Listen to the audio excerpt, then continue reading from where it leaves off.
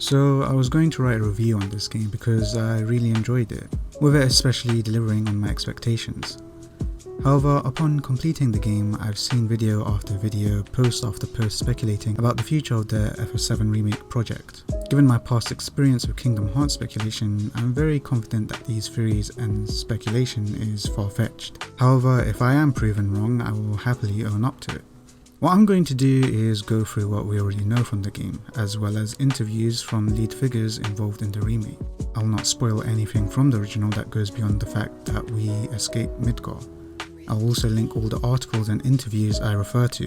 Firstly, it seems like most of the speculation is based on the original story, disregarding the fact that a large number of players are experiencing the story for the first time. I firmly believe that the major story beats of the future installments will remain intact and not be affected by alternate timelines or whatever. For now, I'll be going through past interviews and explain why I think the future installments will not diverge drastically from the original story. Following the PSX trailer in 2015, Square Enix released a statement that contained the following. Final Fantasy VII Remake will be told across a multi-part series, with each entry providing its own unique experience. This confirmed that the story of FF7 would be told across several games, due to its large scope, as well as the fact that they always had intended to tell the whole story of FF7. Furthermore, here's what Kitase said in a Dengeki online interview. The idea that a remake of Final Fantasy VII could not fit a single release was there from the very beginning.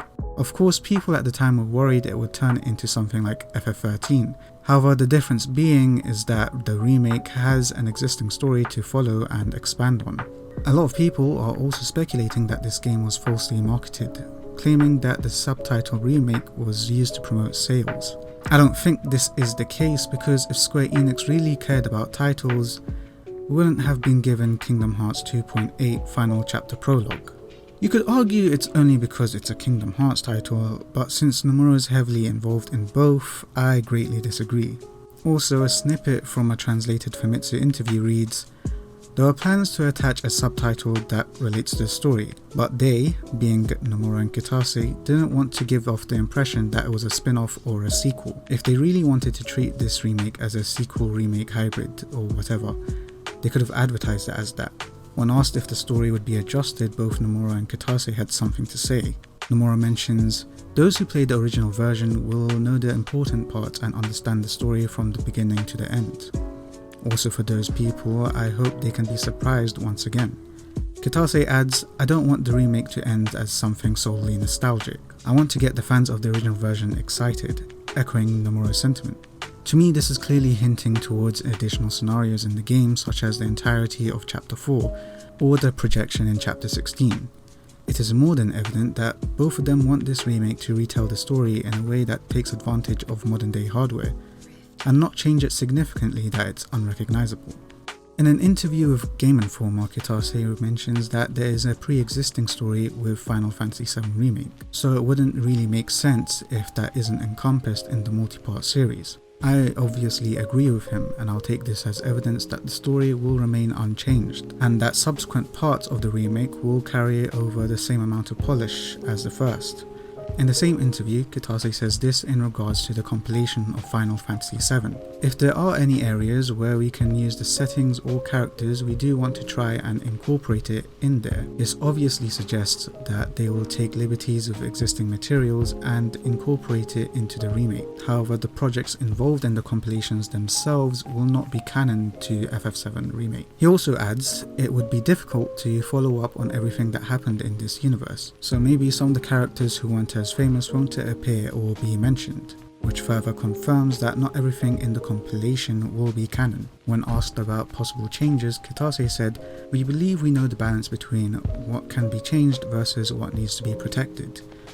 Given the context and concerns of fans at the time, I think it's safe to assume that the devs were more concerned with delivering a story faithful to the original whilst including additional elements to flesh out the story. On top of that, they were also concerned with the battle system, as many fans were concerned with the absence of turn-based combat." In April 2018, a new job listing was made seeking battle and level planners, which mentions that Square Enix were aiming at nothing less than a new creation, not limited to a simple remake.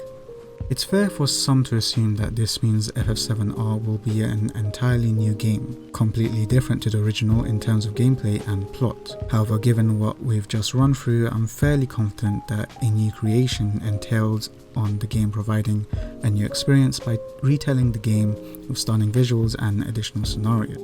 The listing also mentions that the staff from the original game's development are again working on the remake, hoping to surpass the original in all aspects.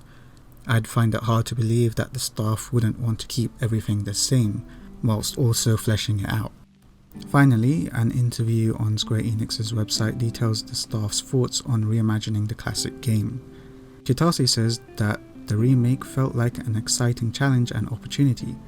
Let's take everything great from the original and create something new and surprising for both the original fans and those who've never played Final Fantasy VII before. From this quote and having completed the game, it's clear that Kitase is referencing additional scenarios to surprise old fans and deliver the existing story in a way that intrigues new fans. For instance, we don't know why Cloud is having weird mental flashbacks, or who that black-haired person at the end of the game was. And having Biggs and Wedge survive Chapter 12 is a huge surprise to old fans, and it doesn't really significantly impact the overall narrative.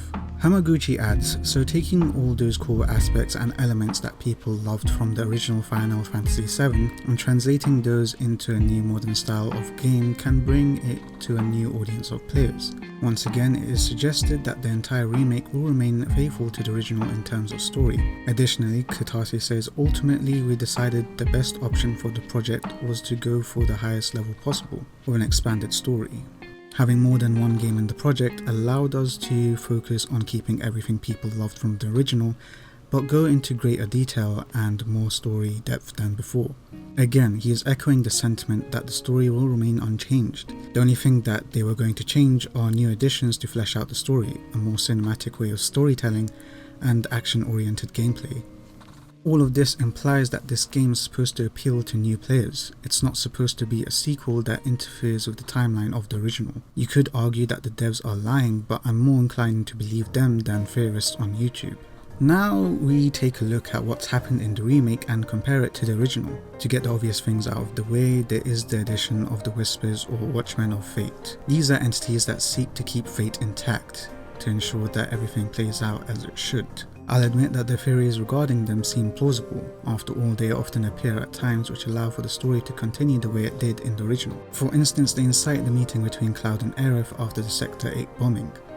They also prevent Jesse and Wedge from going with Barrett to blow up the Sector 5 reactor, which allows for Cloud and Tifa to tag along. However, I can't help but point out the flaws in these theories. In the original game, everyone in Avalanche goes to the Sector 5 reactor. No one's left behind. If they wanted to keep things the same, Jesse wouldn't have been injured. There would have been another reason for Cloud and Tifa to join in on the mission. Furthermore, when you fight the Airbuster, President Shinra shows up in person. Again, if the Whispers were involved in everything and wanted to keep everything the same as the original, they would have brought the President to the crew in person. If the Whispers were really hell-bent in keeping the original timeline the same, then Cloud would have not met Mel, or do any of the side quests around the Sector 7 slums or anywhere else. It just doesn't add up to me. He also wouldn't have participated in Chapter 4 or meeting Rose, or Roach, however his name is pronounced. Whilst I'm speaking about the original game, I think I should mention how much of the details Square Enix kept the same. Just before meeting Aerith in the church, there's someone talking to Cloud in his head, and dialogue is the same for the most part. You also have Johnny, who I forgot about in the original, leaving Sector 7 slums to find him in Sector 6, who's trying to get into the Honeybee Inn. In a restaurant in Sector 6, there's someone puking inside the restroom, whilst another is desperate to go in. The dialogue is the same here again, mostly. Doing the quest for the employee in the clothes shop is the same but without Aerith. It's hard to believe that Square Enix would keep this much the same if they are completely going to deviate from the original story. Now about the black head soldier at the end, who everyone should know by now is called Zack. The game doesn't expect you to know who this figure is. It's the first time you see him and the first time you've heard of him. You don't even know his name unless you have subtitles on. It's easy to claim that everyone should know who he is. even though a large part of players haven't played the original or the spin-off games. His scenes are left to be ambiguous. We don't know if he can see the whispers surrounding Midgar or why they disperse. The game was made with new players in mind. It's not supposed to confirm that there's a new timeline because we see a different breed of the stamp dog on some packet. Again, the theories about timelines are plausible, but they don't line up with my own deductions of the story, so I find it hard to believe. The game ends with "the unknown journey will continue." Most people are taking this as confirmation that the timeline has changed and that the story will be greatly different to the original. However, that's not what I interpreted. To me, it seems like it refers to the fact that the characters don't know what to expect upon escaping Midgar. They defeated the Whispers, however it's not to say for certain that they're entirely gone. I felt as if the set piece was an excuse to give players the opportunity to fight Sephiroth. After all, he's been marketed and heavily involved the whole game, so it wouldn't make sense for us not to fight him. It would actually be very anticlimactic. I believe people are looking far too much into this and drawing conclusions that will most likely not be true. Given how much there's speculation about Kingdom Hearts in the past and rarely has it been correct, I think it's safe to say that this is a similar scenario to Final Fantasy VII Remake. Of course, it may seem meta, but I highly doubt that's Square Enix's intention. I could be entirely wrong and eat my own words when the next game is revealed or when Nomura or Katase or Hamaguchi confirm the theories. If I am wrong, I'll be sorely disappointed because this isn't what I wanted from the remake. It's not what was marketed either. I'm giving Square Enix the benefit of the doubt because I would really hate if I didn't get the remake I wanted. I look forward to what's to be said about the future of the project, and I hope the Ultimania that releases in May will clear everything up.